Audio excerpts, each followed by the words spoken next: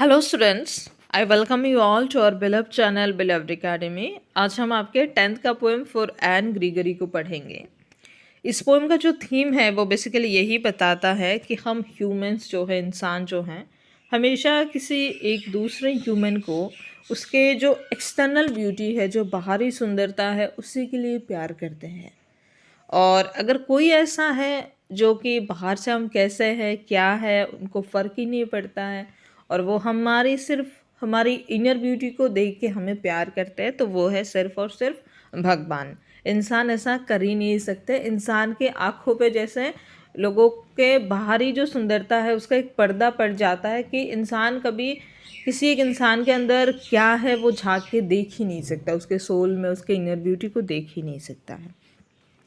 तो ये जो पोएम है ये बेसिकली एक कन्वर्सेशन है between A young man and a young woman. तो एक यंग मैन है और एक यंग वुमन है, उन दोनों के बीच एक वार्तालाप हो रही है, कन्वर्सेशन हो रही है, जो कि ये पोएम है। तो यहाँ पे खैर बताया नहीं गया है कि वो यंग मैन कौन है और यंग वुमन कौन है, तो हम मैन जो है वो समझ लेते हैं कि जो पोएट है हमारे वही है, तो हम उसी के हिसाब से देखते हैं। तो सबसे पहले स्टैंजा में कहते हैं, Never shall a young man, thrown into despair by those great honey-colored ramparts at your rear, love you for yourself alone and not your yellow hair।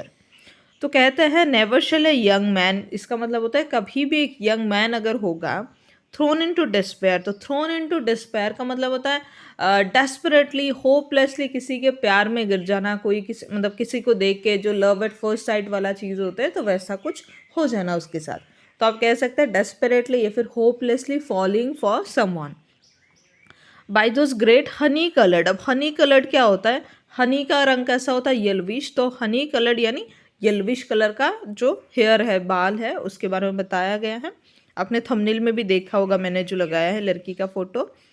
और साथ में फिर कहते हैं रैम्पार्ट्स एट योर हेयर। तो रैम्पार्ट्स का मतलब क्या होता है? तो रैम्पार्ट्स का मतलब हम यहाँ पे देख लेते हैं एक बार, जो दिया है, the high wide walls around a castle और फोर्ट।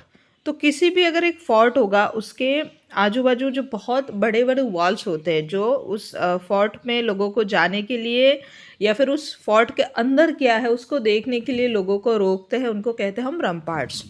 तो यहाँ पे कान के आसपास रैम्पार्ट्स होने का मतलब है कि वो जो रैम्पार्ट्स है किसी वॉल के अंदर क्या है, मतलब वो एक वॉल है जो किसी फोर्ट के अंदर क्या उसको देखने से रोकते हैं। ठीक उसी प्रकार तुम्हारे जो कान के मतलब साइड में जो तुम्हारे येल्विश कलर के बाल है वो रैम्पार्ट्स की तरह है, जो कि तुम्हारे अंदर क्या है उनको देखने के लिए रोक रहे हैं, क्योंकि लोग जो है तुम्हारे उन येल्विश बालों में स्टक हो जा रहे हैं। तो बेसिकली पहले स्टेंजा का मतलब क्या है कि कभी भी अगर एक यंग मैन तुम्हारे प्यार में बहुत ही होपलेसली डेस्परेटली पड़ जाएगा, तो वो तुम्हारे जो हनी कलर्ड यानी येलो कलर जो रैम्पार्ट से जो बाल है तुम्हारे कान के आसपास जो तुम्हारे सर के, उसी की वजह से तुम्हें प्यार करेगा, ना कि फॉर योर सेल्फ एलोन, ना कि तुम्हें तुम्हारे लिए तुम्हारे अंदर क्या है, तुम्हारी पर्सनालिटी कैसे है, उसके लिए प्यार करेगा। तो ये जो यंग मैन है वो बताते हैं यंग वुमेन को। अब दूसरी स्टेंजा में जो यंग वुमेन है वो कैसे बताती है? तो वो बताती है, but I can get a hair dye and set such colour there, brown और ब्लैक और carrot. The young man in despair में love me for myself alone and not my yellow hair. अब जो young women है वो बताती है कि मैं तो हेयर डाई करवा सकती हूँ, एक हेयर डाई यानी हेयर कलर करवा सकती हूँ, और वहाँ पे ये जो येलोइश कलर के जो मेरे बाल हैं उनकी जगह पे मैं brown colour, black colour, carrot colour, किसी भी तरह का कलर बालों को कर सकती हूँ। और तभी जो एक यंग मैन है who is desperately in love with me will love me for myself alone, यानी for my soul, for my personality and not for my yellow hair. तो जो मैंने कहा कि जो दूसरे इंसान के लिए मतलब अलग अलग दो इंसान के लिए प्यार का परसेप्शन जो अलग होता है वो उसी में देखने को मिलता है। जो यंग मैन है वो कह रहा है कि तुम इतने सुंदर हो, तुम्हारे बाल इतने सुंदर है, कोई भी आदमी अगर तुम्हें प्यार करेगा वो तुम्हारी बाहरी सुंदरता के लिए प्यार करेगा। और जो ये जो औरत है वो कह रही है कि बाहरी सुंदरता तो बदलने लायक है, मैं तो इसको चेंज कर सकती हूँ, और अगर मैं इसको चेंज कर दूंगी तो कोई भी आदमी है जो मुझसे प्यार करता है वो मेरे लिए मुझे प्यार करेगा, ना कि मैं बाहर से कैसे दिखती हूँ।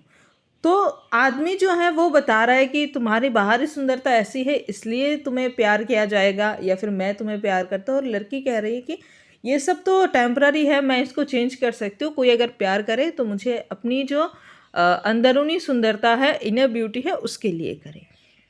उसके बाद लास्ट जो स्टैंजा है उसमें फिर से वो यंग मैन कहते हैं कि I heard an old religious man but yesterday night declare I heard an old religious man but yesterday night declare that he had found a text to prove that only God, my dear, could love you for yourself alone and not your yellow hair.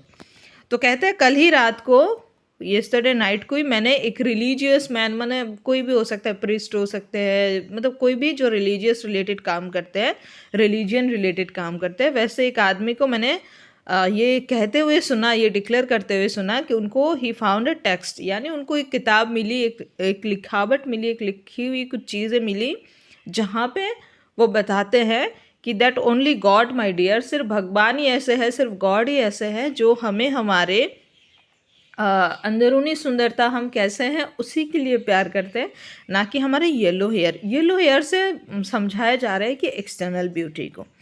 Okay, तो यहीं पे ये poem ख़त्म होता है। सबसे पहले आप इस पोएम से समझ सकते हैं कि कैसे हम इंसान जो है, इंसान की बाहरी सुंदरता को देख के प्यार करते हैं, हम अंदर बहुत कमी देखते हैं। और दूसरी बात कि अलग अलग लोगों के लिए प्यार का जो परसेप्शन है, जो समझ है, जो नज़रिया है, वो अलग है। वो यंग मैन को लगता है कि वो लड़की सुंदर है, बाहर से वो सुंदर दिखती है, उसके बाल अच्छे, तो वो उसको प्यार करता है। पर लड़की को लगता है कि ये तो बदलने लायक है, बहुत ही टेम्पररी है, वो उसको बदल सकती है, और वो चाहती है कि कोई भी इंसान, कोई भी आदमी अगर उससे प्यार करे तो उसकी अंदरूनी सुंदरता, इनर ब्यूटी के लिए करे। ओके, और तीसरी बात कि बिना किसी शर्त के, बिना किसी चीज़ के जो हमें प्यार करते हैं, तो वो कौन है? वो है सिर्फ़ और सिर्फ हमारे जो गॉड है, जो भगवान है, वही करते हैं। So that is it. ये आपका 10th का सबसे लास्ट पोएम था, और आज हमारा ये पोएम ख़त्म होता है, और इसे आपका जो क्लास 10th का जो इंग्लिश का जो सिलेबस है वो भी ख़त्म होता है। सो आप हमारा टेलीग्राम चैनल ज्वाइन कर सकते हैं जिसका नाम है बिलव्ड एकेडमी, और इसके बाद से हम चैप्टर को शुरू करने वाले हैं। वो 1-2 दिन बाद आपका चैप्टर आएगा। मैंने प्रिपरेशन शुरू कर दी, बस एडिटिंग बाकी है। So that is it. Thank you so much. Channel को सब्सक्राइब करें और शेयर करें लोगों के साथ।